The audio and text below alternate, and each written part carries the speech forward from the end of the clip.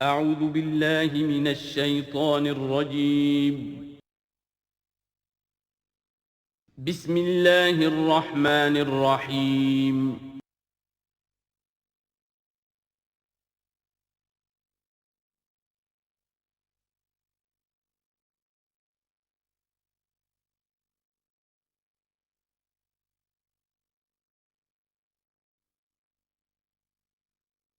اعوذ باللہ من الشیطان الرجیم بسم اللہ الرحمن الرحیم الطلاق مرتان فامساک بمعروف او تسریح باحسان صدق اللہ العظیم۔ پچھلی نشست میں جو مضامین آئے تھے ان میں سے ایک کے بارے میں مجھے احساس ہوا کہ میں نے ایک بات شروع کی تھی لیکن نامکمل رہ گئی۔ آیت الاختلاف کے بارے میں نے عرض کیا تھا کہ وحدت ادیان کے فلسفے کا ایک جز صحیح ہے، ایک غلط ہے۔ صحیح جز کی وضاحت تو ہو گئی کہ یہ تمام جتنے بھی دنیا میں مذاہب ہیں اور دین ہیں یہ سب اسی دین حق سے نکلی ہوئی شاخیں ہیں۔ دین حق سے پگڈنڈیاں مڑی ہیں، صراط مستقیم سے پگڈنڈی مڑی ہے، کوئی بہت دور نکل گئی اور اس کا یوں سمجھیے کہ پہچانی ہوئی صورت بھی پہچانی نہیں جاتی، اتنی دور ہو گئی کہ اس کا اس دین حق کے ساتھ اب کوئی رشتہ نظر ہی نہیں آتا۔ کچھ اتنے دور نہیں ہوئے، قدرے قریب رہے، لیکن سب کی بنیاد ایک ہے۔ ظاہر بات ہے کہ حضرت آدم کی نسل سے بات شروع ہوئی ہے، حضرت آدم کی اولاد ایک ہی امت تھی۔ یہ تفرقے جو بھی ہوئے بعد میں ہوئے ہیں۔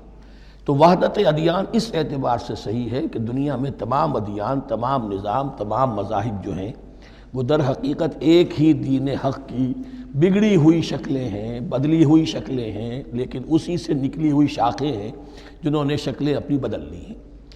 غلط حصہ یہ کہ اب جو یہ سب کچھ موجود ہے ان کو ایک کہنا یہ جہالت ہے۔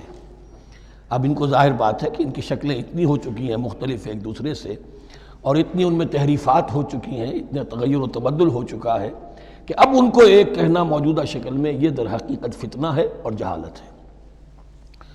دوسری بات جو آخری مضمون آیا تھا 28ویں رکوع میں، دیکھیے اس کی ایک تمہید ہے، وہ سمجھ لیجئے۔ انسانی تمدن کا اہم ترین اور بنیادی ترین مسئلہ کیا ہے؟ تمدن کا ایک ہے انسانی زندگی کا مسئلہ۔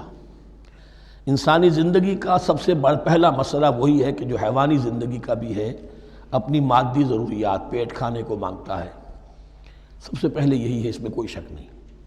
لیکن اس کے بعد جب دو انسان ملتے ہیں اور اس سے تمدن شروع ہوتا ہے، اس کا سب سے بڑا مسئلہ ہے انسان کی شہوت۔ اللہ نے دو جنسیں بنا دی ہیں، مرد ہیں، عورت ہیں، اور ان دونوں کے درمیان تعلق سے نسل آگے چلتی ہے۔ اب اس معاملے کو کیسے ہارنس کیا جائے، کیسے منظم کیا جائے، یہ جذبہ بہت پوٹنٹ ہے۔ جو فرائڈ نے کہا ہے، بس وہ یوں سمجھیے کہ ذرا زیادہ مرچ مسالہ لگا دیا، ورنہ اس میں کوئی شک نہیں کہ یہ بہت ہی پوٹنٹ جذبہ ہے انسان کا۔ انسٹنکٹ جو ہے، سیکس کا انسٹنکٹ، وہ بہت مضبوط ہے، بہت قوی ہے۔ لیکن جو شے جتنی قوی ہو اتنا ہی اسے پھر، جو گھوڑا جتنا منہ زور ہو اتنا ہی اس کو لگام دینا جو ہے وہ آسان نہیں ہوتا، اس کے لیے پھر مشقت کرنی پڑتی ہے۔ تو اب اگر تو اس سیکس کو اوپن کر دیا جاتا، کھلا سیکس، فری سیکس، آج کل یہ لفظ استعمال ہوتا ہے، فری سیکس، کیوس ہوتا، تمدن میں فساد ہو جاتا۔ اس کے لیے شادی کا معاملہ کہ ایک عورت کا ایک مرد کے ساتھ رشتہ رہے، سب کو معلوم ہو کہ یہ اس کی بیوی ہے، یہ اس کا شوہر ہے، تاکہ اس طریقے سے نسب کا معاملہ بھی چلے اور ایک خاندانی ادارہ وجود میں آئے۔ ورنہ تو خاندانی ادارہ بس کیسے وجود میں آئے گا؟ فری سیکس میں تو خاندانی ادارہ وجود میں آ ہی نہیں سکتا۔ تو شادی کا، نکاح کا یہ رشتہ جو ہے یہ اللہ تعالیٰ نے اختیار کیا اور یہ انسانوں کو سکھایا۔ اب اس میں مرد اور عورت کیا بالکل برابر ہیں؟ اس سے بڑی حماقت کوئی نہیں، اس لیے کہ کسی بھی ادارے کے دو برابر کے سربراہ نہیں ہو سکتے۔ اتنی موٹی بات ہے کہ اگر آپ کسی ایک محکمے کے دو ڈائریکٹر بنا دیں، بات غلط ہو جائے گی، خراب ہو جائے گی۔ ایک ڈائریکٹر، مینیجنگ ڈائریکٹر، دوسرے 10 ڈائریکٹر بنا دیجیے آپ، لیکن اوپر ایک ہوگا، جنرل مینیجر ایک ہوگا، ڈپٹی مینیجر 10 رکھ دیجیے۔ ہر ادارے میں اگر نظم قائم کرنا ہے تو ایک اوپر ٹاپ پر ہونا چاہیے۔ لہذا جب ایک مرد اور ایک عورت، مرد اور عورت انسان ہونے کے ناطے بالکل برابر ہیں، ایک ہی باپ کے نطفے سے بیٹا بھی ہے، بیٹی بھی ہے، ایک ہی ماں کے رحم میں بھائی نے بھی پرورش پائی ہے اور بہن نے بھی، اس اعتبار سے وہ برابر ہیں، شرف انسانیت میں، نوع انسانی کی حیثیت سے، human dignity and honour, they share both equally, absolutely equally. لیکن جب ایک مرد اور ایک عورت مل کر خاندان کے بنیاد رکھتے ہیں تو اب یہ برابر نہیں رہے۔ جیسے انسان سب برابر ہیں، لیکن چپڑاسی اور افسر برابر نہیں ہے، اس کے کچھ اور اختیارات ہیں، اس کے کچھ اور اختیارات ہیں، اس کے کچھ اور فرائض ہیں، اس کے کچھ اور فرائض ہیں۔ اس طریقے سے اس رشتے کے معاملے میں، اور یہ بھی نوٹ کر لیجئے کہ یہی وجہ اس قدر تفصیل کے ساتھ سب سے پہلے احکام قرآن میں دیے جا رہے ہیں اسی آئلی قوانین کے متعلق۔ لیکن تمدن کی جڑ بنیاد یہ ہے، یہاں سے خاندان بنتا ہے، اور خاندانوں کے اجتماع کا نام معاشرہ ہے۔ خاندان کا نظام، اب ہمارا پاکستانی جو معاشرہ ہے، اگر ہماری 14 کروڑ تعداد ہے اس وقت، 7 افراد ایک خاندان کے اگر آپ شمار کر لیں تو آپ سمجھیے اتنے خاندان ہماری دنیا میں اس وقت موجود ہیں، 2 کروڑ خاندان ہیں، ان خاندانوں پر مشتمل ہے۔ خاندان کا ادارہ مستحکم ہوگا، معاشرہ مستحکم ہو جائے گا۔ خاندان کے ادارے میں صلاح ہوگی، فلاح ہوگی، معاشرے میں صلاح و فلاح آئے گی۔ وہاں فتور ہوگا، فساد ہوگا، بے چینی ہوگی، ظلم ہوگا، ناانصافی ہوگی، وہاں کنفلکٹس ہوں گے، میاں اور بیوی میں جو ہے جھگڑے ہو رہے ہوں گے تو اولاد کی تو جو ہے پھر وہاں تربیت صحیح نہیں ہو سکتی، ان کی تربیت میں منفی چیزیں شامل ہو جائیں گی۔ تو یہ ساری چیزیں جس کی وجہ سے بڑی تفصیل سے قرآن مجید میں احکام دیے گئے ہیں آئلی قوانین، ان میں جہاں تک یہ معاملات ہے، طلاق کا معاملہ ہے، اس میں برابر نہیں ہے۔ شادی کرنے میں عورت کو بھی حق ہے، وہ شادی سے انکار کر دے، جبر نہیں کیا جا سکتا۔ ایک مرتبہ وہ نکاح میں آ گئی ہے تو اب شوہر کا پلڑا بھاری ہے، شوہر اسے طلاق دے سکتا ہے، اگر ظلم کے ساتھ دے گا اللہ کے ہاں جواب دہی کرے گا اور پکڑ ہو جائے گی، لیکن اختیار ہے۔ وہ خود طلاق نہیں دے سکتی، البتہ طلاق حاصل کر سکتی ہے، خلا جسے ہم کہتے ہیں، وہ عدالت کے ذریعے سے، بڑوں کے ذریعے سے، رشتہ داروں کے ذریعے سے خلا کرے، لیکن طلاق دینے کا حق اس کو برابر نہیں ہے مرد کی طرح۔ اسی طرح اگر ایک طلاق دی تھی مرد نے اور اب یہ عدت پوری نہیں ہوئی ہے، وَبَعُولَتُهُنَّ أَحَقُّ بِرَدِّهِنَّ، اب وہ کہے تو نے طلاق دے دیا، میں تیرے گھر میں بسنے کو تیار نہیں ہوں، نہیں، اختیار مرد کا ہے، عدت کے اندر 3 مہینے کے اندر وہ اس کو واپس لے سکتا ہے، اس کو طلاق رجعی کہتے ہیں۔ یہ تمام چیزیں ایسی ہیں کہ بہرحال خواتین کو اچھی نہیں لگتی، اور آج کی دنیا میں تو جو یہ مرد و عورت کی مساوات کا سلسلہ ہے، یہ شیطان کا سب سے بڑا فلسفہ اور معاشرے میں فساد اور گندگی پیدا کرنے کا اس کا سب سے بڑا ہتھیار ہے۔ اور اب جو کچھ رہی صحیح اقدار ہماری ایشیا کے ممالک جو ہیں، زیادہ تر مسلمان ممالک ہیں، ان میں خاندانی نظام کی جو بچی کھچی شکل رہ گئی ہے اس کو برباد کرنے کے لیے یہ قاہرہ کانفرنس اور بیجنگ کانفرنس، اس ایشیا کا گھیراؤ دونوں طرف سے، مشرق سے اور مغرب سے، کہ عورت کو آزاد کرو، عورت کو اٹھاؤ، ایمینسیپیشن کے نام پر، آزادی کے نام پر، اور مرد و عورت کی مساوات کے نام پر، تاکہ خاندانی نظام ٹوٹ کر رہ جائے، جیسے کہ ان کے ہاں ٹوٹ چکا ہے خاندانی نظام نے۔ یہ کلنٹن صاحب نے کہا تھا اپنے سال 9 کے میسج میں کہ عنقریب ہماری قوم، امریکن نیشن، بہت جلد اس کی اکثریت حرام زادوں پر مشتمل ہوگی، born out of wedlock, وہ کسی شادی کے نکاح کے نتیجے میں کوئی وجود میں نہیں آئے ہیں، زنا کے نتیجے میں وجود آئی بھی قوم ہوگی۔ 1 پیرنٹ فیملی رہ گئی ہے، ماں ہی باپ ہے اور وہی ماں ہے، اور وہ دونوں وہ جانتے ہی نہیں۔ اب وہاں بڑی ایک مہم اٹھ رہی ہے کہ ہر انسان کا حق ہے کہ اسے معلوم ہو کہ میرا باپ کون ہے۔ وہاں تو بہت سے لوگ پتہ ہی باپ کون ہے میرا، کیا پتہ۔ یہ تباہی ہے جو اس معاشرے پر آ چکی ہے، اور ہمارے ہاں بھی لوگ اسی معاشرے کی نقالی پر چل رہے ہیں۔ اور یہ نظریہ مساوات مرد و زن جو ہے، یہ بہت ہی یوں سمجھیے کہ تابناک اور بہت اچھے الفاظ کے ساتھ سامنے آ رہا ہے۔ البتہ اس کا دوسرا رخ بھی ہے، اسلام نے عورت کو جو حقوق دیے ہیں بدقسمتی سے ہم مسلمانوں نے وہ بھی ان کو نہیں دیے۔ اس کی وجہ یہ ہے کہ ہمارے اوپر ہمارا ہانٹ کر رہا ہے ہمارا ہندوانہ پس منظر۔ ہندوؤں کے معاشرے میں عورت کی کوئی حیثیت نہیں، نہ اس کی وراثت کا حق ہے، نہ وہ بیوہ ہو جائے تو جینے کا حق تھا اس کو، وہ تو پھر ستی ہو جانا چاہیے اس کو، اس کے لیے تو زندگی کا حق بھی نہیں ہے، وراثت تو بہت دور کی بات رہی، کوئی پراپرٹی کا کوئی سوال نہیں، کسی طرح کی کوئی حیثیت نہیں، کوئی لیگل اینٹیٹی نہیں۔ لیکن ہم مسلمان تو ہو گئے، ہمارے آباء و اجداد، تربیت ہوئی نہیں، لہذا ہمارے اوپر وہی تصورات ہیں، عورت کو جو ہے پاؤں کی جوتی کی طرح سمجھنا۔ یہ جو کچھ ہم کر رہے ہیں ان کے جائز حقوق بھی انہیں نہیں دیتے، اس کے نتیجے میں ہم جو مغرب کا ہم پر حملہ ہے اس کو مؤثر کرنے میں گویا ہم مدد دے رہے ہیں۔ اگر ہم اپنی خواتین کو وہ حقوق نہیں دیں گے، اگر ان کے لیے جو اللہ نے جو مقرر کیا ہے وہ انہیں نہیں دیا جائے گا، تو ظاہر بات ہے کہ رد عمل میں پھر جو یہ نعرے ہیں اور بڑے خوشنما جو دعوت اٹھتی ہے وہ لازماً انہیں کھینچ کر لے جائے گی۔ تو اس طرف بھی خیال رکھیے، اور ہمارے ہاں دیندار گھرانوں میں خاص طور پر یہ بات ہوتی ہے، اس کو سمجھنا چاہیے کہ عورتوں کے کیا حقوق ہیں، ان کی دلجوئی کتنی کرنی چاہیے۔ حضور نے کیا فرمایا ہے؟ تم میں سے بہترین لوگ وہ جو اپنے گھر والوں کے لیے اچھے ہوں، بہترین لوگ وہ ہیں ان کے حقوق کا لحاظ ہو، ان کے ساتھ سلوک ہو، ان کی دلجوئی ہو، ان کے احساسات کا بھی پاس کیا جائے۔ البتہ جہاں شریعت کا اور دین کا معاملہ آ جائے، نتھنگ ڈوئنگ، سیدھی سیدھی بات، یہ تلوار کی طرح آپ ننگے ہو جائیں اس وقت کہ یہ معاملہ دین کا ہے، اس میں میں تمہاری کوئی رعایت نہیں کر سکتا، ہاں میرے معاملات کے اندر جو بھی تم چاہو میں نرمی کروں گا، یہ ہو سکتا ہے۔ بس اس کو ذہن میں رکھیے، یہ کڑوی گولی ہے۔ وَلَهُنَّ مِثْلُ الَّذِي عَلَيْهِنَّ بِالْمَعْرُوفِ وَلِلرِّجَالِ عَلَيْهِنَّ دَرَجَةٌ۔ اب درمیان کے الفاظ کو تو جدید جو ہمارے ہیں دانشور وہ لے لیتے ہیں، اوپر کا نہیں دیکھتے کہ بَعُولَتُهُنَّ أَحَقُّ بِرَدِّهِنَّ، برابری کہاں رہی؟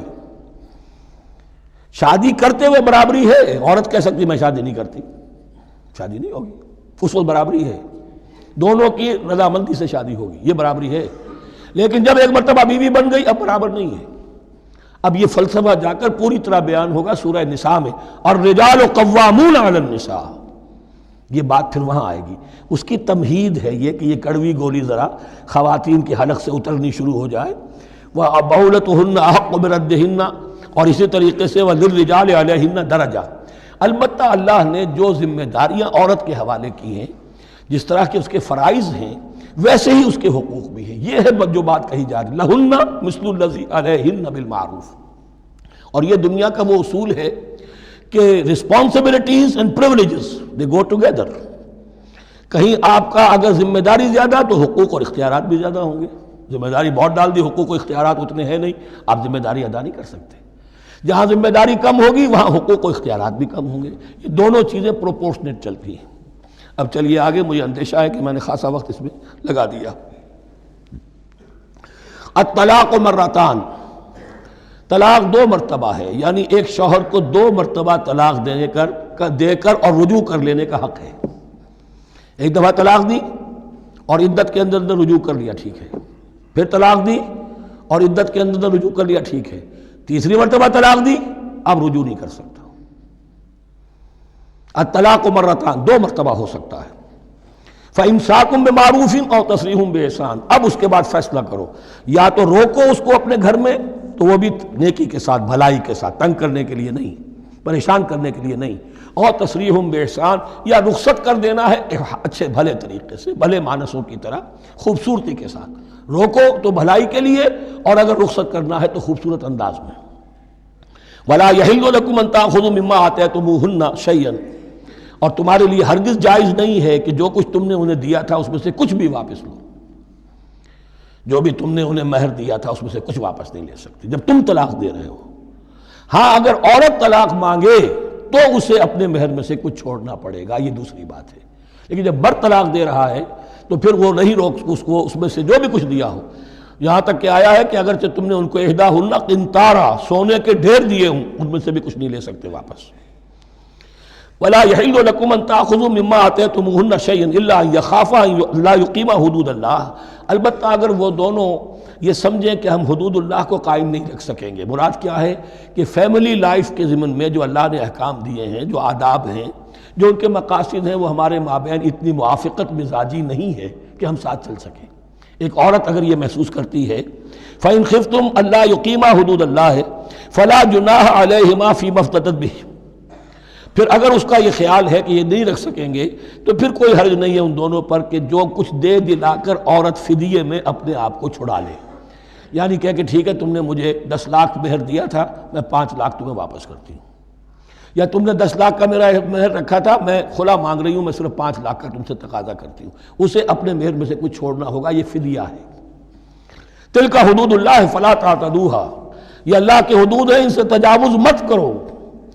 دیکھیے روزے وغیرہ کے ضمن میں فلا تقربوها، اور یہاں فلا تعتدوها، اس لیے کہ یہاں بڑے دھڑلے سے آدمی جو ہے وہ ان حدود کو پامال کر جاتے ہیں، قانون یہی رہ جاتا ہے، روح اس کی ختم ہو جاتی ہے۔ وَمَن يَتَعَدَّ حُدُودَ اللَّهِ فَأُولَٰئِكَ هُمُ الظَّالِمُونَ، اور جو اللہ کے حدود سے تجاوز کرتے ہیں وہی ظالم لوگ ہیں۔ فَإِن طَلَّقَهَا، اب اگر تیسری مرتبہ طلاق دے دی، الطلاق مرتان تو ہو چکا نا، اس کے بارے میں سارے احکام آ گئے، لیکن اب اگر دے دی مراد ہے تیسری مرتبہ، فَإِن طَلَّقَهَا فَلَا تَحِلُّ لَهُ مِن بَعْدِ حَتَّى تَنكِحَ زَوْجًا غَيْرَهُ، تو اب وہ اس کے لیے جائز نہیں ہوگی جب تک کہ وہ عورت کسی اور شوہر سے شادی نہ کرے۔ اس کو حلالہ کہتے ہیں، لیکن یہ حلالہ کروانا یا کرنا اور کسی کے ساتھ یہ معاہدہ کرنا تم شادی کر لو پھر طلاق دے دینا، اس پر لعنت فرمائی ہے، حضور نے لعنت فرمائی ہے۔ اور ہمارے ہاں علم میں آتی ہے، یہ بات سننے میں آتی ہے کہ بہت سے علماء نے اس کو دھندا بنا رکھا ہے۔ حلالہ مولوی مشہور ہیں مختلف شہروں کے اندر۔ فَإِن طَلَّقَهَا فَلَا تَحِلُّ لَهُ مِن بَعْدُ حَتَّى تَنكِحَ زَوْجًا غَيْرَهُ فَإِن طَلَّقَهَا، پھر اگر وہ بھی دوسری شادی کی دوسری جگہ پر، اس عورت نے اس شوہر سے بھی نہیں بنی، اس نے بھی طلاق دے دی، فَلَا جُنَاحَ عَلَيْهِمَا أَن يَتَرَاجَعَا، تو اب کوئی گناہ نہیں ہوگا ان دونوں پر کہ وہ رجوع کر لیں، پہلے سابق شوہر سے شادی کر لیں۔ یعنی عورت کو شاید عقل آ گئی ہو، کوئی اسی کی زیادتی تھی کہ پہلے شوہر کے ہاں بس نہیں سکی، اب دوسری مرتبہ کا تجربہ ہو گیا تو اس کے کان ہو گیا کہ کوئی غلطی میری ہی ہے، اب شاید دوبارہ وہ اپنے شوہر کی طرف، سابقہ شوہر کی طرف رجوع کرنا چاہے تو اس کی اجازت ہے۔ ان ظنا ان یقیما حدود اللہ، اگر ان کو یہ یقین ہو کہ وہ اللہ کے حدود کی پاسداری کر سکیں گے۔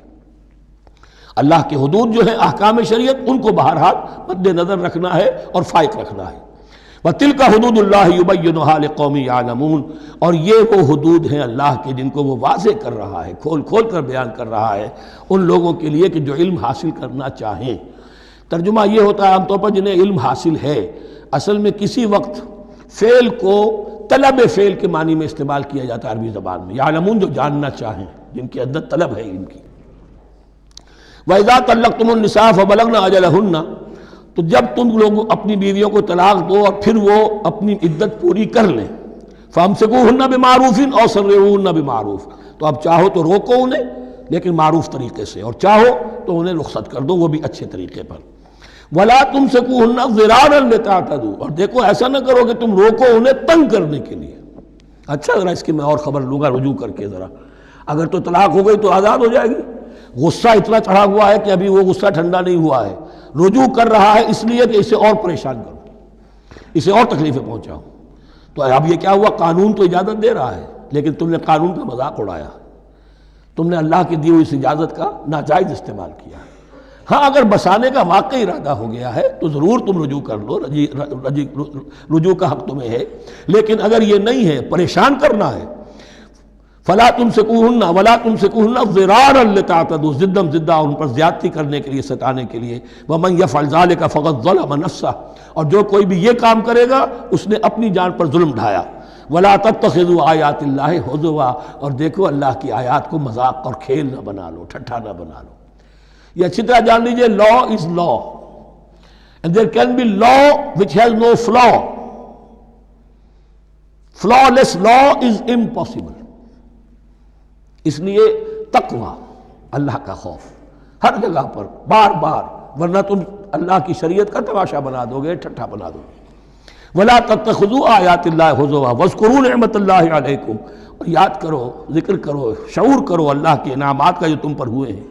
وَمَا أَنزَلَ عَلَيْكُمْ مِنَ الْكِتَابِ وَالْحِكْمَةِ، اور جو اس نے نازل فرما دی ہے تم پر اپنی کتاب، اپنی شریعت اور حکمت، یعظکم بہ، اس کے ذریعے سے تمہیں نصیحت کر رہا ہے، سیدھا راستہ بتا رہا ہے۔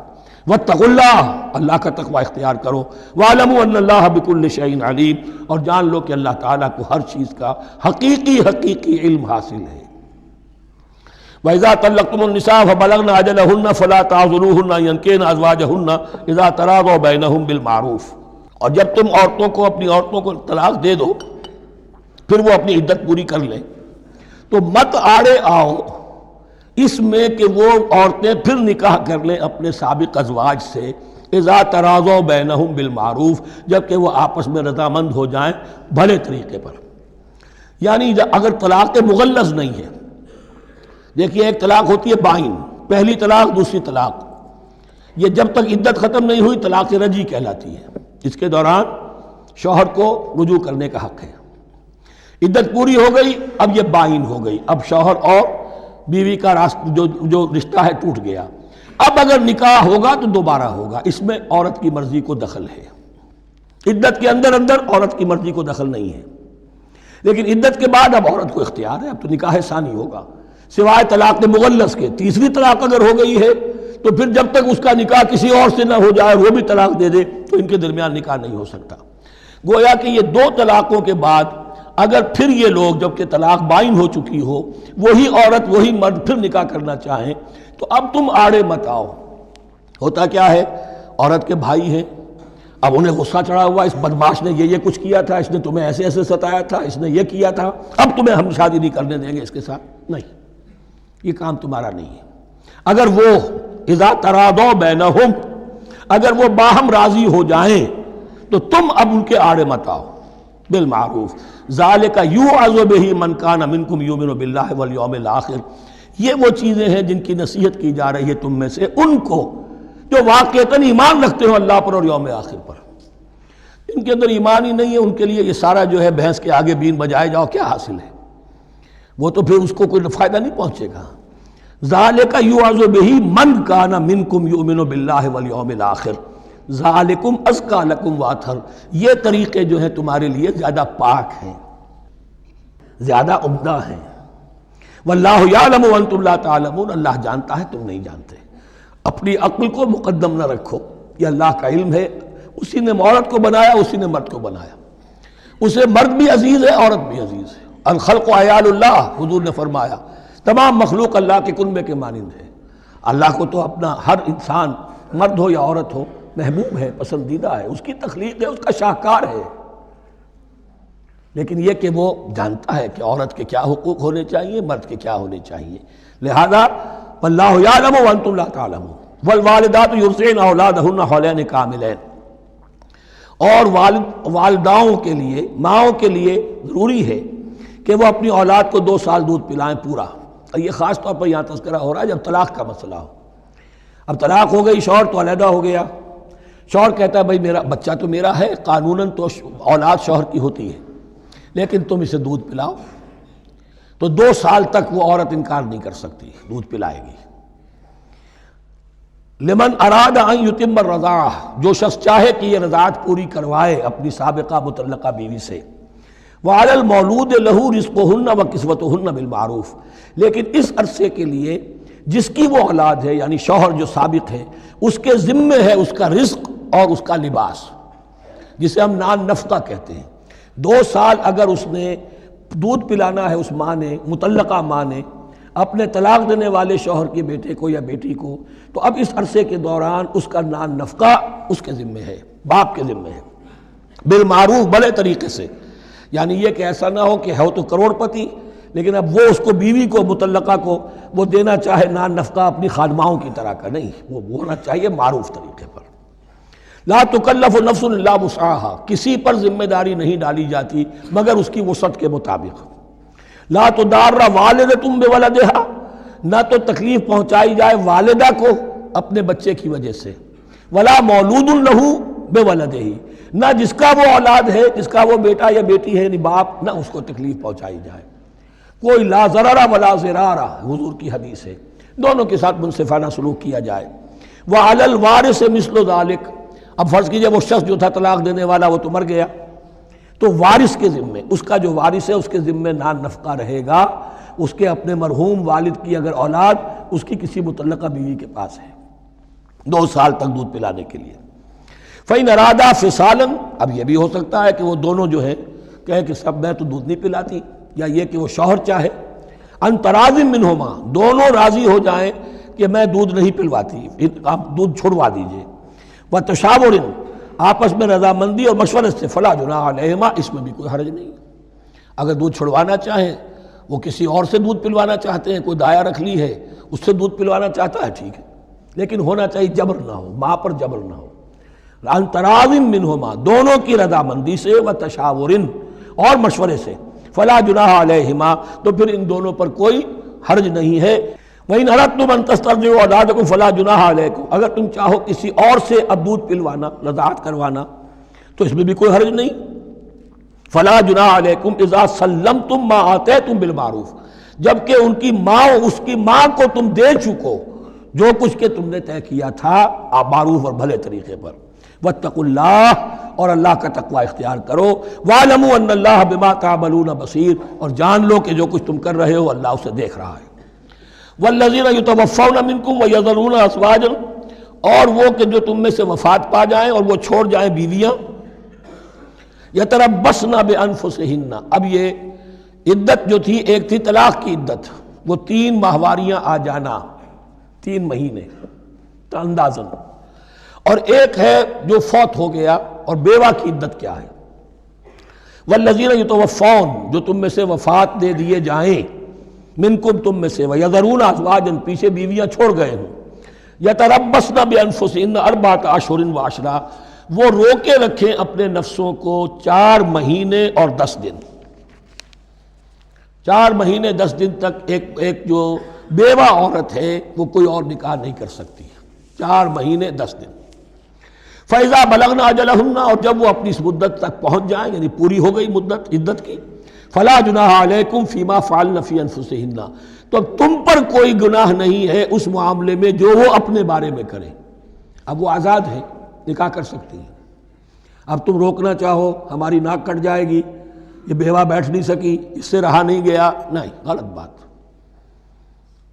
تمہارا کوئی اختیار نہیں. لا جناح علیکم فیما فعلن فی انفسہن بالمعروف، کریں نیک طریقے سے، بھلے طریقے سے، شریعت کے مطابق، قواعد شریعت کے مطابق، تو تمہارا اختیار نہیں ہے کہ روکو. واللہ بما تعملون خبیر، اور جو کچھ تم کر رہے ہو اللہ اس سے باخبر ہے. ولا جناح علیکم فیما عرضتم بہ من خطبۃ النساء واکننتم فی انفسکم، اب یہ انہی بیواؤں کا ذکر ہو رہا ہے. تم پر کوئی حرج نہیں ہے کہ جو تم اشارے میں کوئی بات و پیغام دینا چاہو کسی بیوہ کو، اشارے کنائے میں، لیکن یہ کہ اس میں عدت کے دوران نکاح تو نہیں ہو سکتا. اشارے کنائے میں یہ کچھ بات کہی جا سکتی ہے کہ مجھے دلچسپی ہے، شاید میں کوئی بھی طریقہ اختیار کیا جائے. او اکننتم فی انفسکم، یا اپنے دلوں میں چھپائے رکھو، تو اللہ کو کوئی اعتراض نہیں. اس میں یہ کہ ظاہر بات ہے کہ ایک آدمی علم اللہ انکم ستذکرونہن، اللہ کے علم میں ہے تمہیں ان کا خیال تو آئے گا ہی. آخر یہ عورت تھی، بیوہ ہو گئی ہے، اب میں اس سے شادی کر سکتا ہوں، آپ کو رغبت ہے اس کی طرف نکاح کی، تو اب کوئی آدمی سوچے میرے دل میں خیال آ رہا ہے بیوہ کے بارے میں، میں تو گناہ گار ہو گیا، میرا دل گناہ گار ہو گیا، نہیں، یہ قانون فطرت ہے. علم اللہ انکم ستذکرونہن، اللہ کے علم میں ہے ان کا خیال تو تمہیں آئے گا ہی. ولیکن لا تواعدوہن سرا، لیکن ایسا نہ کرو کہ ان سے معاہدہ کر لو خفیہ خفیہ، طے ہو جائے، بات پکی ہو جائے. سرا الا ان تقولوا قولا معروفا، سوائے اس کے کہ کوئی معروف بات کہہ دی جائے جس سے انہیں اشارہ مل جائے، بس. ولا تعزموا عقدۃ النکاح حتی یبلغ الکتاب اجلہ، اور مت باندھو گراہ نکاح کی جب تک کہ قانون شریعت اپنی مدت پوری نہ کر لے، یعنی عدت جب تک پوری نہ ہو جائے. اب یہاں دیکھیے حتی یبلغ الکتاب، کتاب سے مراد شریعت، قانون شریعت. کتاب سے مراد یہاں کیا ہے کہ جو بھی قانون آ چکا ہے کتاب کے اندر، 4 مہینے 10 دن کے بعد نکاح اس سے پہلے نہیں ہوگا. وَاعْلَمُوا أَنَّ اللَّهَ يَعْلَمُ مَا فِي أَنفُسِكُمْ فَاحْذَرُوهُ، اور جان لو کہ اللہ خوب جانتا ہے جو تمہارے دلوں میں ہے، پس اس سے ڈرو، اس کی پکڑ سے بچو.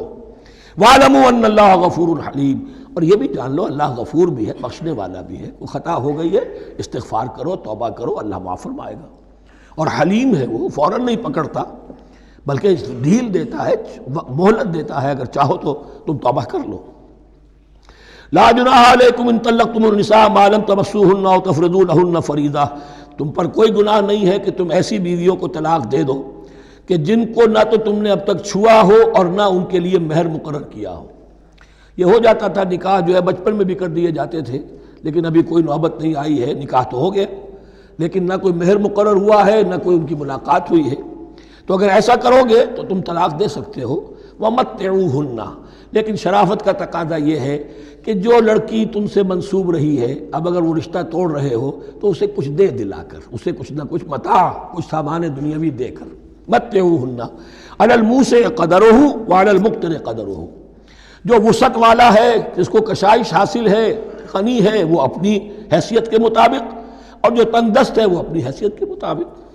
متاعًا بالمعروف، اور یہ ساز و سامان دینا جو ہے یہ بھی بھلے انداز میں ہو، ایسا نہ ہو جو خیرات دی جا رہی ہو.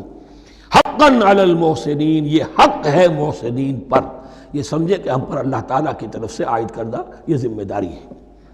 وَإِن طَلَّقْتُمُوهُنَّ مِن قَبْلِ أَن تَمَسُّوهُنَّ وَقَدْ فَرَضْتُمْ لَهُنَّ فَرِيضَةً، اور اگر دوسری شکل یہ ہے کہ تم نے طلاق دی ایسی بیوی کو کہ جس کو تم نے چھوا تو نہیں ہے لیکن مہر مقرر ہو چکا تھا، فَنِصْفُ مَا فَرَضْتُمْ، تو اب آدھا مہر جو ہے جو تم نے فرض کیا تھا، جو طے کیا تھا، اس کا آدھا تو تمہیں دینا ہی دینا ہے۔ الا یعفون، الا یہ کہ وہ معاف کر دیں، ہمیں آدھا بھی نہیں چاہیے، یا چلیے ہمیں چوتھائی دے دیجئے۔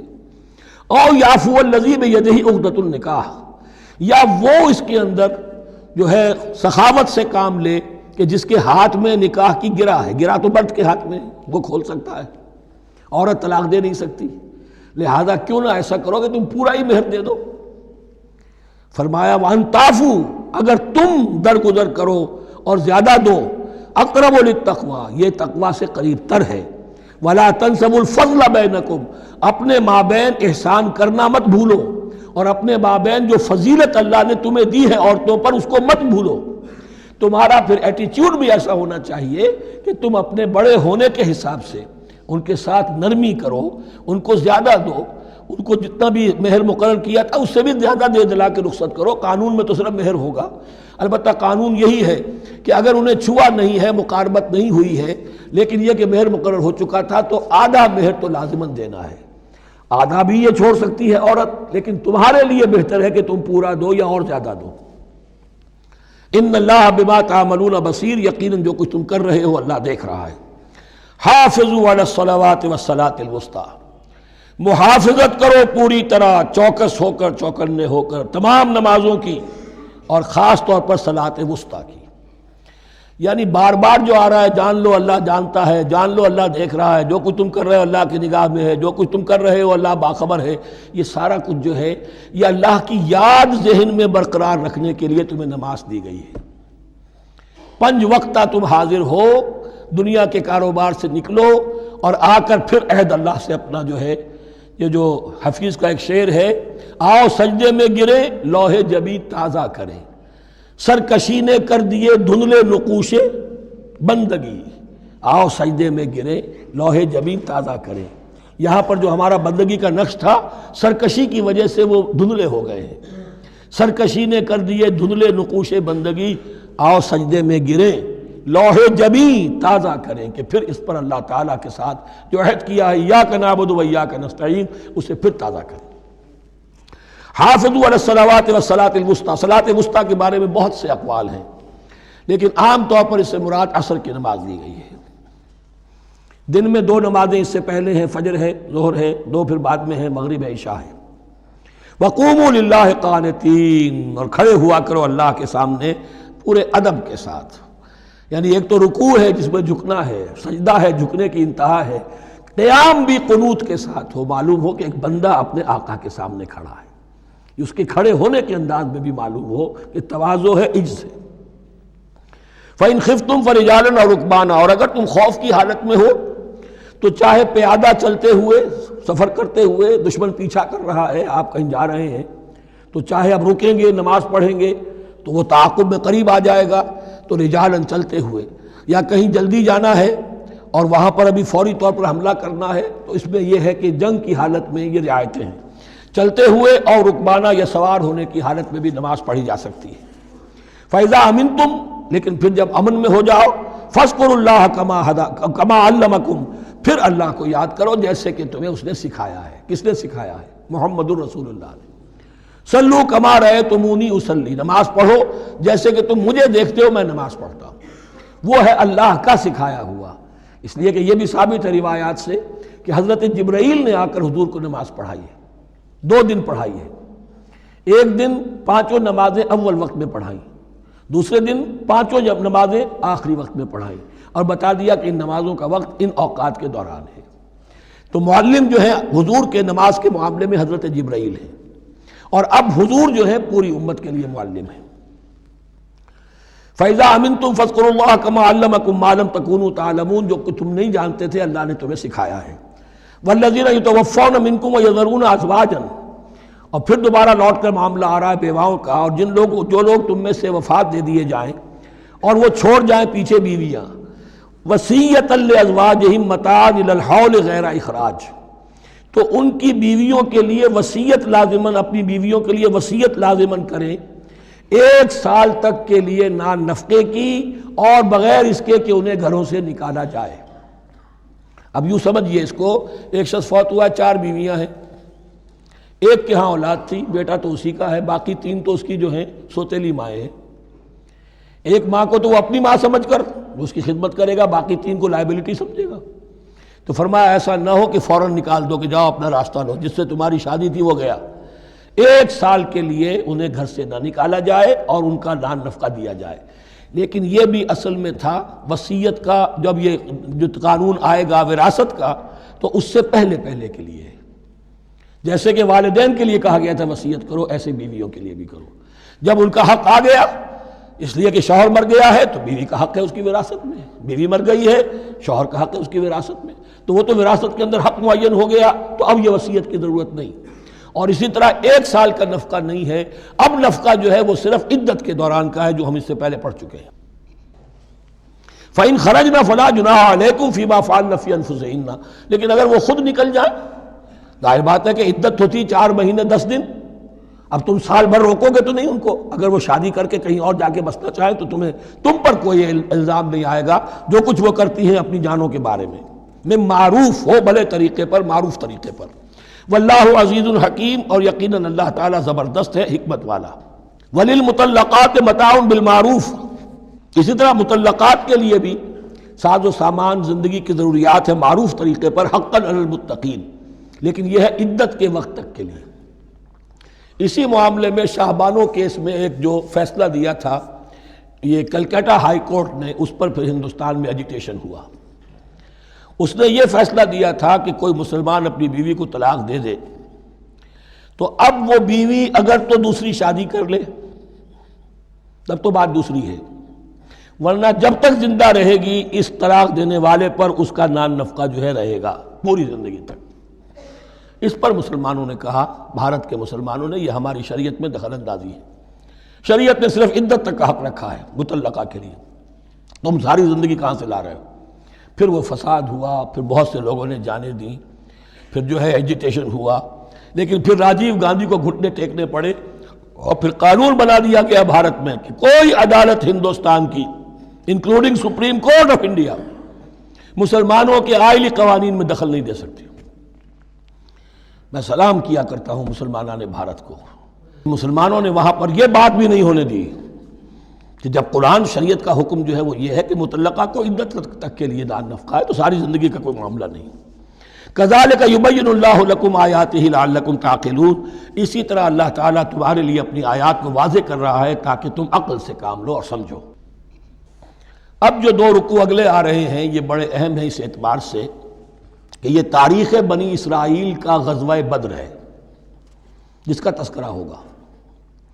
میں ایک بات آپ کو بنی اسرائیل کی تاریخ کی بتا چکا ہوں کہ جب حضرت موسیٰ کے انتقال کے بعد یوشع ابن نون کی سرکردگی میں انہوں نے جہاد کیا، قتال کیا تو فلسطین فتح ہو گیا، لیکن انہوں نے چھوٹی چھوٹی حکومتیں 12 بنا لی اور آپس میں لڑتے بھی رہے۔ لیکن 300 برس کے بعد پھر صورتحال پیدا ہوئی، وہ واقعہ ہوگا جو اب سامنے آ رہا ہے کہ جب ان کے اوپر دنیا تنگ ہو گئی، آس پاس کے جو کافر اور مشرک لوگ تھے انہوں نے انہیں دبا لیا، بہت سوں کو ان کے گھروں سے، ان کے ملکوں سے نکال دیا، تو پھر تنگ آ کر انہوں نے کہا اس وقت کے نبی سے کہ ہمارے لیے کوئی بادشاہ بنا دیجئے، سپہ سالار بنا دیجئے، اب ہم اللہ کی راہ میں جنگ کریں گے۔ تو وہ جو جنگ ہوئی ہے طالوت اور جالوت کی، اس جنگ کے بعد سے خلافت راشدہ شروع ہوئی ہے دور بنی اسرائیل کی۔ گویا کہ خلافت راشدہ دور بنی اسرائیل کی 300 برس بعد آئی ہے ان کے رسول کے انتقال کے، جبکہ خلافت راشدہ اس امت مسلمہ کی متصل ہے رسول اللہ صلی اللہ علیہ وسلم کے زمانے کے ساتھ، اس لیے کہ صحابہ نے جانیں دیں، خون دیا، قربانیاں دیں، اور اس کے نتیجے میں حضور کی زندگی ہی میں دین غالب ہو گیا، اسلامی ریاست قائم ہو گئی۔ تو ظاہر بات ہے اس کے بعد آپ کے انتقال کے بعد خلافت کا دور شروع ہو گیا، لیکن وہاں یہ سارے سال 300 برس گزرے ہیں، اس کے بعد ان کا دور خلافت آیا ہے، اور اس میں بھی 3 خلافتیں ہیں کہ جو متفق علیہ ہیں، ویسے وہاں تو وہ نبوتیں ہیں، طالوت علیہ السلام، داؤد علیہ السلام اور سلیمان علیہ السلام۔ چوتھی خلافت پر آ کر تقسیم ہو گئی ہے، جیسے حضرت علی کے زمانے میں چوتھی خلافت میں عالم اسلام جو ہے دارالاسلام منقسم ہو گیا کہ مصر اور شام نے حضرت علی کی خلافت کو تسلیم نہیں کیا۔ اسی طرح حضرت سلیمان کے دو بیٹوں میں پھر ان کی مملکت تقسیم ہو گئی، ایک اسرائیل اور ایک یہودیہ، یہ دو ریاستیں وجود میں آئی، جیوڈی۔ بہرحال یہ جو واقعہ تھا کہ جس کے بعد خلافت راشدہ شروع ہو رہی ہے، اسلام کا غلبہ شروع ہو رہا ہے حضرت موسیٰ کی تاریخ میں، وہ ہے طالوت اور جالوت کی جنگ۔ اس کے لیے اب یہاں پر تذکرہ ہو رہا ہے، اور یہ بھی ایک آئینہ دکھایا جا رہا ہے صحابہ کرام کو، اب یہی مرحلہ تمہیں درپیش ہے۔ غزوہ بدر آیا چاہتا ہے، آئینہ، coming events cast their shadows before, تمہیں پہلے سے بتایا جا رہا ہے۔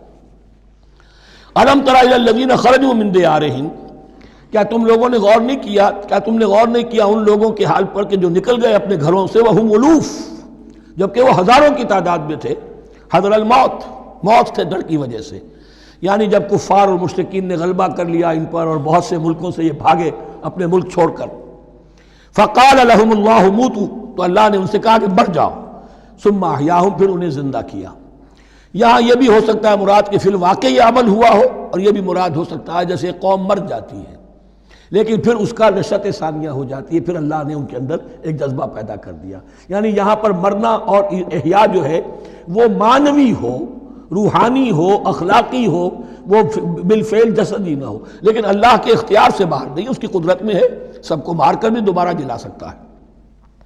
ان اللہ لذو فضل علی الناس ولکن اکثر الناس لا یشکرون، اور یقیناً اللہ تعالیٰ تو اپنے بندوں پر بڑا فضل کرتا ہے، لیکن اکثر لوگ جو ہے شکر نہیں کرتے، ناقدری کرتے ہیں اللہ کے احسانات کی۔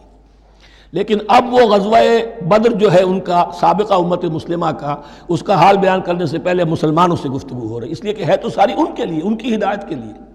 تاریخ بیان کرنا قرآن کا مقصد نہیں ہے، تاریخ کی کتاب نہیں ہے یہ، تو جو پروسیس آف ریولوشن چل رہا تھا، جو جد و جہد تھی، جو تحریک تھی محمد رسول اللہ کی، جس مرحلے میں سے وہ تحریک گزر رہی ہے، اسی مرحلے کی مناسبت سے سابقہ تاریخ سے بھی واقعات لائے جا رہے ہیں، اور اسی کی مناسبت سے وہ جو بھی وقتی احکام ہیں وہ دیے جا رہے ہیں۔ وَقَاتِلُوا فِي سَبِيلِ اللَّهِ وَاعْلَمُوا أَنَّ اللَّهَ سَمِيعٌ عَلِيمٌ، اور جنگ کرو اللہ کے راستے میں اور جان لو اللہ تعالیٰ سب کچھ سننے والا اور جاننے والا ہے۔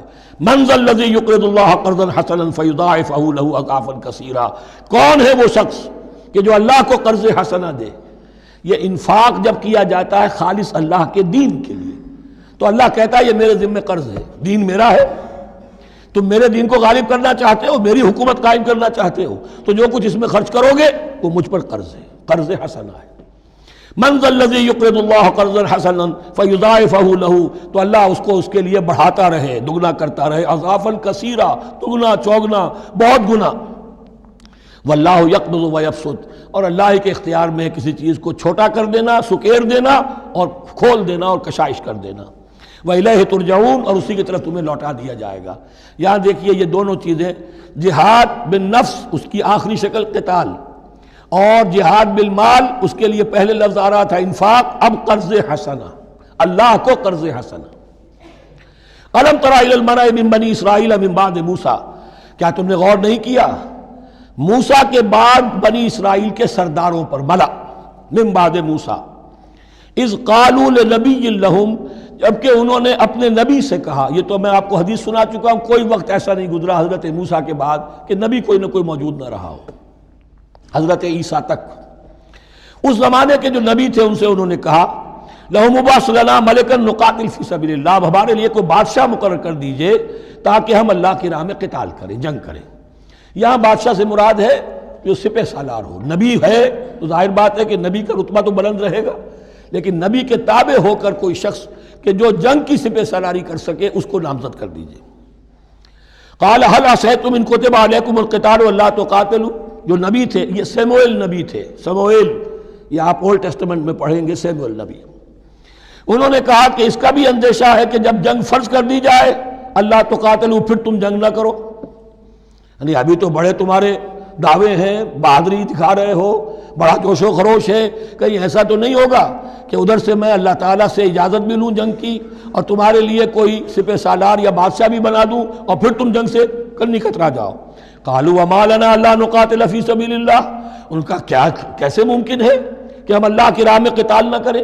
وقد اخرجنا من دیارنا وابنائنا، جبکہ ہمیں نکال دیا گیا ہے ہمارے گھروں سے اور ملکوں سے اور اپنے بیٹوں سے، یعنی ان کی اولاد کو تو انہوں نے غلام بنا لیا، ان کی عورتوں کو بانیہ بنایا، اب یہ تو نکلے ہوئے ہیں اپنے ملکوں سے خوف سے بھاگے ہوئے۔ فلما کتب علیہم القتال، تو جب ان پر وہ جنگ فرض کر دی گئی، تولوا الا قلیلا منہم، تو پیٹھ پھیر گئے سب کے سب سوائے کچھ لوگوں کے۔ یہ گویا کہ تنبیہ کی جا رہی ہے، مسلمانوں تم بھی بہت کہتے رہے ہو کہ حضور ہمیں جنگ کی اجازت ملنی چاہیے، ہم کب تک یہ ظلم سہیں گے، لیکن ایسا نہ ہو دیکھو اب جب جنگ کا حکم آئے، اب پڑھ چکے ہم وہ آیت کتب علیکم القتال وہو کرہ لکم، اب اچھی نہیں لگ رہی جنگ، جان تو پیاری ہے، تو اب دکھا دیا گیا وہاں بھی یہ ہوا۔ واللہ علیم بالظالمین، اور اللہ ایسے ظالموں سے خوب باخبر ہے۔ وقال لهم نبیہم، اور ان سے کہا ان کے نبی نے، ان اللہ قد بعث لکم طالوت ملکا، تمہارے لیے اللہ تعالیٰ نے طالوت کو بادشاہ مقرر کیا ہے۔ ان کا نام تورات میں آیا ہے سول یا ساؤل، SAUL۔ اب یہ سمجھ میں نہیں آتا، ہو سکتا ہے کہ اصل نام ساؤل ہو، لیکن چونکہ وہ بہت قداور تھے، طول قداور، اس لیے ان کا ایک صفاتی نام ہو طالوت۔ قرآن مجید نے صفاتی نام لیا ہے کہ وہ بہت قداور تھے۔ قالوا انا یکون له الملک علینا، اب انہوں نے کہا کیسے ہو سکتا ہے کہ اسے بادشاہت ملے ہمارے اوپر، ونحن احق بالملک منہ، ہمیں زیادہ حق حاصل ہے اس کے مقابلے میں کہ ہمیں بادشاہی دی جائے۔ ولم یؤت سعۃ من المال، وہ تو مفلس ہے، اسے تو اللہ نے کوئی زیادہ دولت دی نہیں ہے، کیونکہ ان کے معیار تو یہی تھے، جو دولت مند ہے وہی صاحب عزت ہے۔ قال ان اللہ اصطفاہ علیکم، اب نبی نے کہا اب جو چاہو کہو، اللہ نے اس کو چن لیا ہے تم پر، یہ فیصلہ اب ہو چکا، اللہ کا فیصلہ ہے، ڈیوائن ججمنٹ ہے، ڈیوائن ڈیسیجن ہے، کین ناٹ بی ریووکڈ۔ وزادہ بسطۃ فی العلم والجسم، اور اسے کشادگی عطا کی ہے علم اور جسم دونوں چیزوں میں، قداور ہے، طاقتور ہے، اور اسی طریقے سے علم اور فہم دیا ہے۔ تم دولت دیکھتے ہو، اللہ نے چنا ہے ان دو چیزوں کی بنا پر، جسمانی طاقت، جسمانی قوت، اس دور میں ظاہر بات ہے اس کی بہت ضرورت تھی، اور دوسرے یہ کہ اسے علم دیا ہے، فہم دیا ہے، سمجھ دی ہے، دانش دی ہے۔ واللہ یؤتی ملکہ من یشاء، اور اللہ تعالیٰ جس کو چاہتا ہے اپنی بادشاہت دے دیتا ہے۔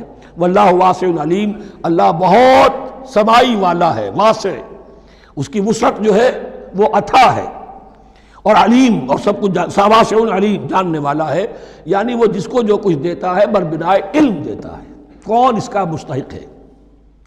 وقال لهم نبيهم ان آیۃ ملکہ ان یاتیکم التابوت فیہ سکینۃ من ربکم وبقیۃ مما ترک آل موسیٰ وآل ہارون تحملہ الملائکہ، اور ان سے کہا ان کے نبی نے کہ طالوت کی بادشاہت کی ایک نشانی یہ ہوگی کہ وہ صندوق جو تمہارے سے جاتا رہا چھن چکا ہے، جس میں سکینہ ہے، تمہارے لیے تسکین کا سامان ہے تمہارے رب کی طرف سے، اور بقیت مما ترک آل موسیٰ و آل ہارون، اور کچھ تبرکات ہیں جو آل موسیٰ اور آل ہارون کے اس صندوق میں رکھے ہوئے ہیں، تحملہ الملائکہ، وہ ملائکہ کی تحویل میں ہے۔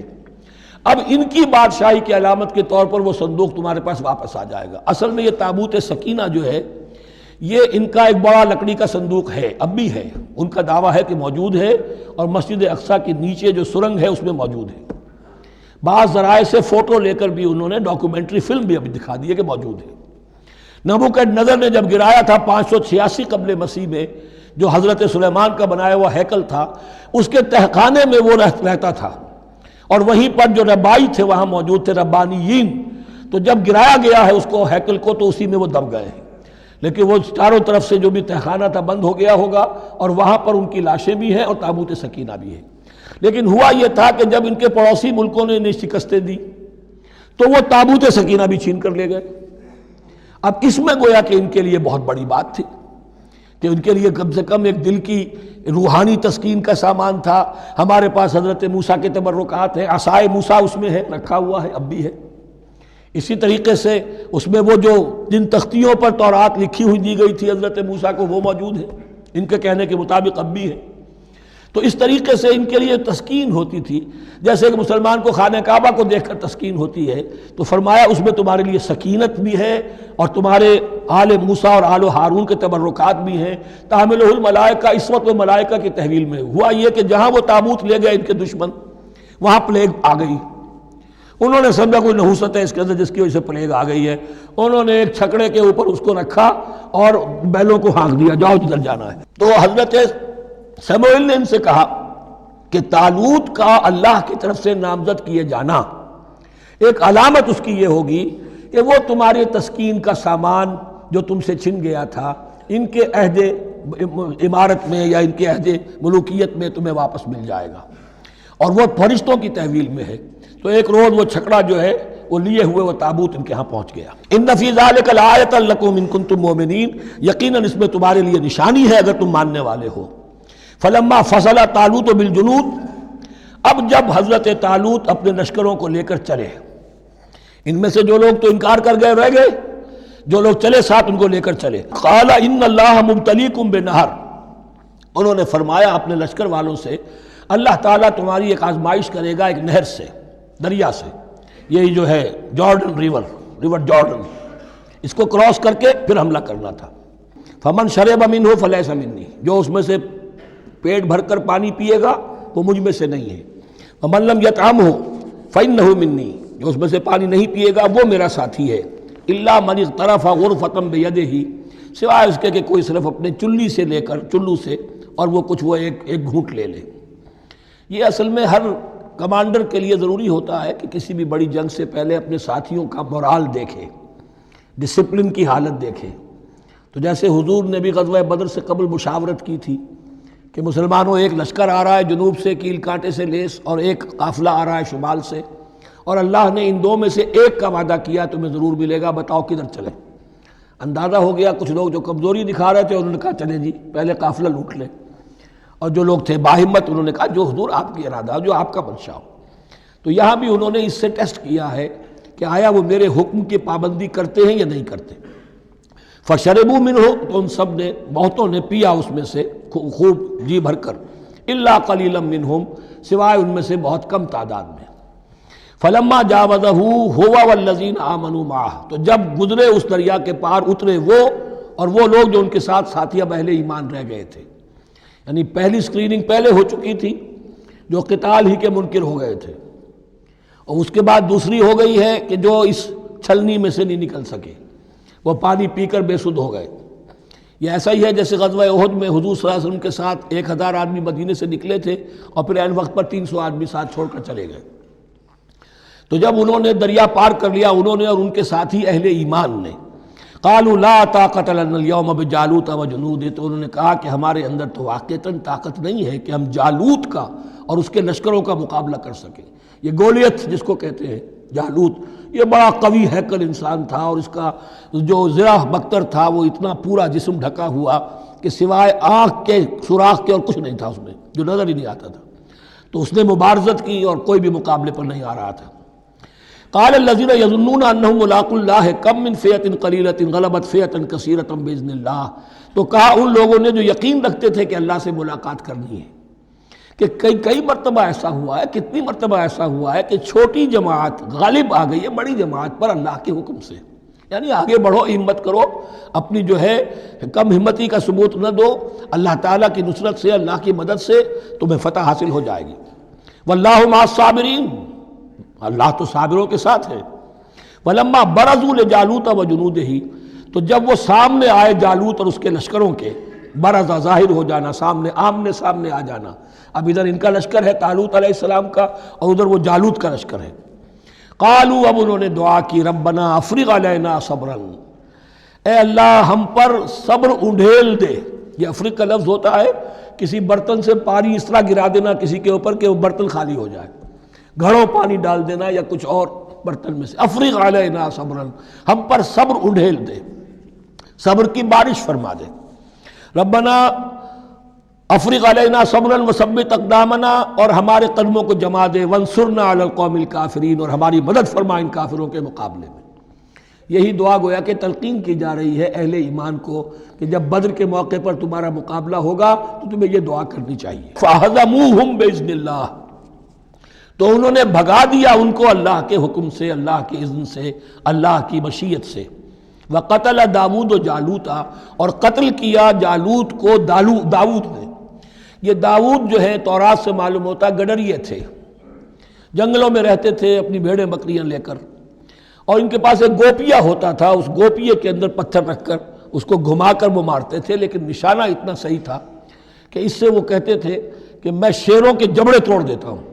جب کبھی شیر آتے ہیں میرے بھیڑوں بکریوں کے گلوں پر حملے کے لیے، تو جب وہ آ گئے اتفاق سے، جب لشکر آمنے سامنے تھے، ادھر جالوت للکار رہا ہے آئے کوئی میرے مقابلے میں، ادھر سب کے سب سہمے کھڑے ہیں، کوئی آگے نہیں نکل رہا، تو حضرت طالوت آئے، یہ حضرت داود آ گئے اتفاقاً، کہا معلوم ہوا کیا سچویشن ہے، یہ ہے کہ اچھا ٹھیک ہے، میں اس غیر مختون کا میں معاملہ کرتا ہوں، اس لیے کہ یہ ان کے یہاں سب سے بڑی گالی تھی۔ حضرت ابراہیم کی ملت میں ہے ختنہ، اور یہ جو کفار اور مشرک تھے ان کے ہاں ختنہ نہیں تھی، تو نامختون ہونا ان کے ہاں یہ سب سے بڑی گالی تھی۔ اس نامختون کا پھر جو ہے میں اس کو کیفر کردار تک پہنچاؤں گا، میرے پاس یہ گوپیا ہے، اب میں تو شیروں کے جبڑے توڑ دیا کرتا ہوں۔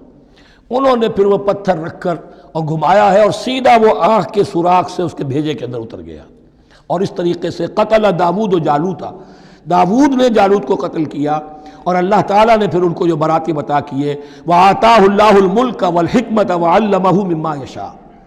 ایک تو یہ کہ طالوت علیہ السلام نے اپنی بیٹی کا نکاح ان سے کر دیا، داماد ہو گئے، اور پھر انہی کو وارث بنایا، یہ بادشاہ ہوئے، اللہ نے ان کو ہی ملک دیا، حکومت دی، بادشاہت دی، اور دی نبوت میں دی، یہ دونوں اعتبارات سے ان کو اللہ تعالیٰ نے سرفراز فرمایا۔ وَعَلَّمَهُ مِمَّا يَشَاءُ، اور پھر اسے سکھایا جو کچھ کہ اللہ نے چاہا۔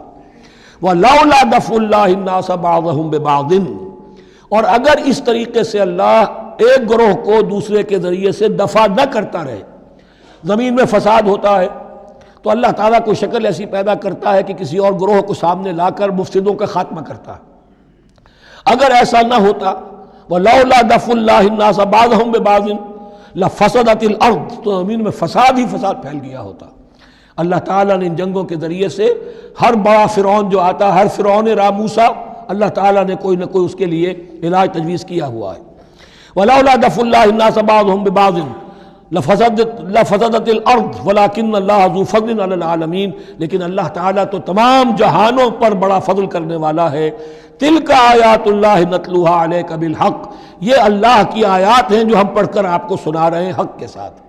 یہ قول گویا کہ حضرت جبرائیل کی طرف منسوب ہوگا، یہ اللہ کی آیات ہیں اے مسلمانوں، اے محمد صلی اللہ علیہ وسلم، جو ہم آپ کو سنا رہے ہیں حق کے ساتھ۔ وَإِنَّكَ لَمِنَ الْمُرْسَلِينَ، اور یقیناً اے محمد صلی اللہ علیہ وسلم آپ رسولوں میں سے ہیں۔ تِلْكَ الرُّسُلُ فَضَّلْنَا بَعْضَهُمْ عَلَى بَعْضٍ، ایک بہت اہم قانون بیان ہو رہا ہے، ان رسولوں میں سے ہم نے بعض کو بعض پر فضیلت دی ہے۔ یہ میں پہلے بیان کر چکا ہوں کل، تفریق بین الرسل کفر ہے، تفضیل یہ قرآن سے ثابت ہے، کوئی افضل ہے اور کوئی مفضول ہے، کسی کو کسی اعتبار سے فضیلت ہے، کسی کو کسی اور اعتبار سے فضیلت، جزوی فضیلت ہے مختلف لوگوں کی ہو سکتی ہے، کلی فضیلت تمام انبیاء اور رسول پر محمد الرسول اللہ کو حاصل ہے۔ تلک الرسل فضلنا بعضهم علی بعض منهم من کلم اللہ، ان میں سے وہ بھی تھے جن سے اللہ نے کلام فرمایا، حضرت موسیٰ علیہ السلام۔ ورفع بعضهم درجات، اور بعضوں کے اور کسی اعتبار سے درجات بڑھا دیے۔ وآتینا عیسیٰ ابن مریم، اور ہم نے عیسیٰ ابن مریم کو البینات بڑے کھلے معجزے دیے۔ وأیدناہ بروح القدس، اور ان کی مدد فرمائی حضرت جبرائیل کے ساتھ۔ وَلَوْ شَاءَ اللَّهُ مَا اقْتَتَلَ الَّذِينَ مِن بَعْدِهِمْ مِن بَعْدِ مَا جَاءَتْهُمُ الْبَيِّنَاتُ، لیکن اللہ چاہتا تو یہ آپس میں نہ لڑتے جھگڑتے، نہ یہودیوں کی آپس میں جنگیں ہوتی، نہ یہودیوں اور نصرانیوں کی ہوتی، نہ نصرانیوں کے فرقے ایک دوسرے سے لڑتے۔ وَلَوْ شَاءَ اللَّهُ مَا اقْتَتَلَ الَّذِينَ مِن بَعْدِهِمْ مِن بَعْدِ مَا جَاءَتْهُمُ الْبَيِّنَاتُ، اس کے بعد کہ ان کے پاس واضح تعلیمات آ چکی تھیں۔ وَلَٰكِنِ اخْتَلَفُوا، لیکن انہوں نے اختلاف کیا۔ فَمِنْهُمْ مَنْ آمَنَ وَمِنْهُمْ مَنْ كَفَرَ، ان میں وہ بھی ہیں جو ایمان لے آئیں گے اور ان میں وہ بھی ہیں جو کفر پر اڑ گئے ہیں۔ وَلَوْ شَاءَ اللَّهُ مَا اقْتَتَلُوا، اگر اللہ چاہتا ان پر لازم کر دیتا، یعنی جبرن تکوینی طور پر تو اختلاف نہ کرتے، جھگڑتے نہ، ولیکن اللہ یفعل ما یرید، لیکن اللہ تو کرتا ہے جو چاہتا ہے۔ اللہ نے جو دنیا کو اس حکمت پر بنایا ہے کہ یہ دنیا کی زندگی آزمائش ہے، آزمائش کے لیے آزادی دی ہے، تو جو شخص غلط راستے پر جانا چاہے اسے آزادی ہے، جو صحیح راستے پر آنا چاہے اسے آزادی ہے۔ بارک اللہ لی و لکم فی القرآن العظیم ونفعنی وإیاکم بالآیات والذکر الحکیم۔